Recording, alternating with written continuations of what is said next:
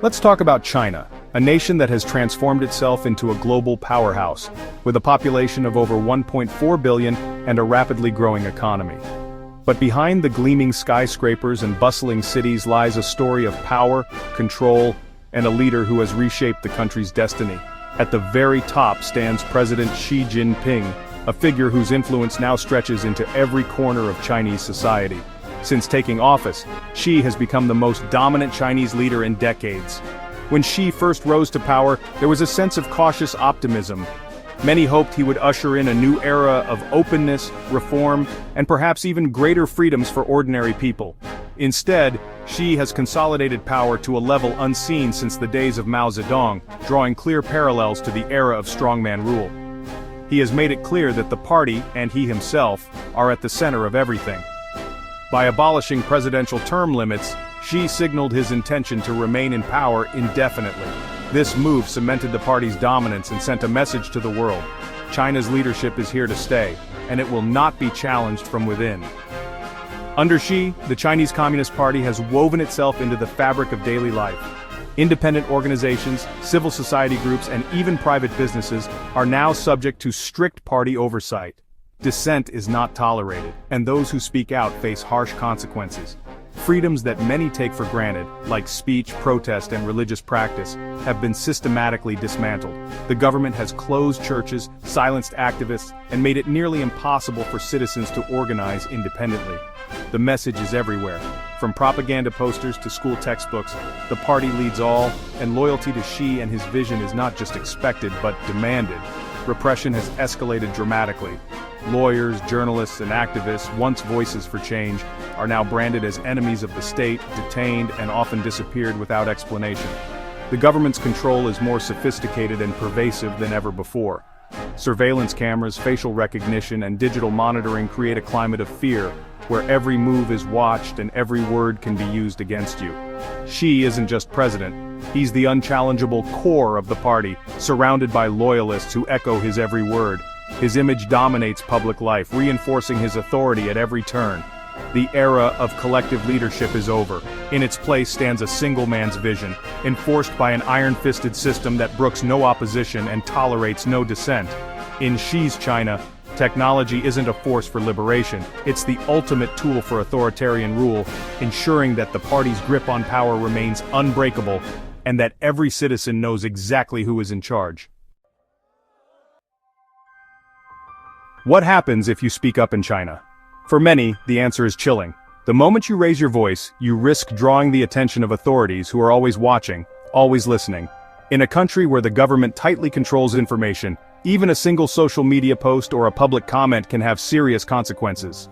The answer: swift, severe punishment. The state acts quickly to silence dissent, making examples out of those who dare to challenge the official narrative. Arrests can happen in the middle of the night with little warning or explanation. Human rights defenders and their families face harassment, surveillance, and prison. No one is off limits. The authorities don't just target activists, their loved ones are often threatened or punished as well, creating a climate of fear that extends far beyond the individual. Take Peng Lifa, bridgeman, who protested COVID lockdowns. He vanished, fate unknown. His act of defiance inspired many, but it also showed how quickly someone can disappear without a trace in China. Or Zhang Zhan, jailed for reporting on Wuhan's outbreak, then detained again after release. Her courage to tell the truth came at a tremendous personal cost, and her health has suffered behind bars. Vague laws like inciting subversion are used to silence anyone deemed a threat, including lawyers and activists. These charges are often broad and ill-defined, giving authorities the power to arrest almost anyone for almost any reason. Even private gatherings or attempts to meet foreign diplomats can land you in prison. The government sees any form of organization or outside contact as a potential threat and cracks down hard to prevent it. Foreigners aren't safe either. Australian writer Yang Hengjun received a suspended death sentence. His case is a warning to outsiders that China's laws can reach anyone within its borders. Taiwanese activist Yang Qiyuan got 9 years. His story is just one of many showing how the Chinese government punishes those it sees as a threat, regardless of nationality. The message, the party's reach is global, and criticism, public or private, can cost you your freedom. Chinese authorities monitor citizens abroad, and even overseas activism can have consequences for families back home. The legal system is a weapon, and punishments are deliberately harsh to keep everyone silent. Trials are often closed, sentences are long, and the process is designed to intimidate. Most people choose safety over the peril of speaking out. The risks are simply too high, and the consequences can last a lifetime. In China, a single word can destroy your life, and those you love. Silence is survival, and for many, it's the only option left. China's Great Firewall is a digital iron curtain, cutting its internet off from the world. Global platforms, Google, Facebook, YouTube, are blocked. News sites like the BBC and NYT, inaccessible. Inside, the government controls all media, and censors scrub social platforms clean of forbidden content. Censorship is relentless. Posts deleted, accounts suspended, search results altered in real time. Even mild criticism or private chats can trigger state action. No conversation is truly safe. The 2024 State Secrets Law lets authorities classify almost anything as secret, criminalizing information sharing. The result? A culture of self-censorship, where people police their own thoughts to avoid trouble. This digital blockade isolates citizens, fosters nationalism, and makes the party's narrative the only reality. It's one of the most powerful tools of social control in the modern world. If the Great Firewall is China's shield, AI is its new sword. Chinese tech giants have launched chatbots like Ernie Bot and DeepSeek, each programmed to echo party ideology. Ask about Tiananmen or Xinjiang, and the AI dodges or parrots state propaganda. Ask about Xi, and you get glowing praise. These bots aren't just avoiding topics, they're trained to spread disinformation and erase inconvenient truths. AI models are built on censored data, learning only the government-approved version of history and current events.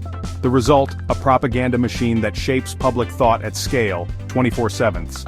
As AI becomes part of daily life, it creates an immersive echo chamber where dissent is erased before it starts. This is the automation of thought control. China's campaign for control extends deep into culture. Art, music, and film must serve the party. Filmmaker Chen Pinlin was arrested for documenting peaceful protests. Even a song like Glory to Hong Kong is banned and scrubbed from the internet.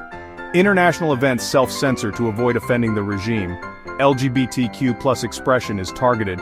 Viral photos of a rainbow flag are censored, and safe spaces like lesbian bars are forced to close. The goal erased symbols of dissent and diversity, leaving only state-approved ideas. Culture is sterilized, and shared identities outside party control are broken down. By erasing songs, films, and rainbows, the government wages a quiet war on the human spirit. Only the party's culture is allowed to exist.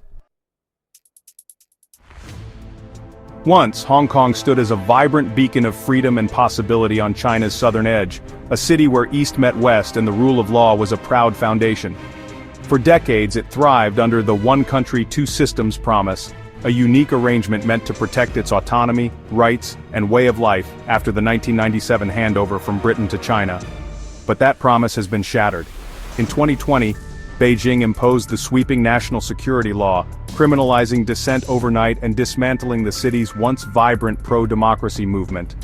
The law's reach is broad and unforgiving, targeting not just activists, but anyone who dares to speak out. Since then, hundreds have been arrested. Politicians, students, journalists, and ordinary citizens swept up in mass crackdowns. The chilling effect is unmistakable, as fear replaces the spirit of open debate. In 2024, 45 pro-democracy leaders were sentenced simply for organizing a primary election, a peaceful act now deemed subversive. Their trials have become a symbol of the city's lost freedoms. Conviction rates have soared to 100%. These are show trials, not justice. The legal system, once respected, now serves as a tool of political repression. A new law, Article 23, has further expanded police powers, granting authorities sweeping rights to search, detain, and silence critics.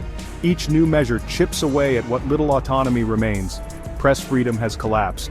Apple Daily, once a symbol of fearless journalism, is gone.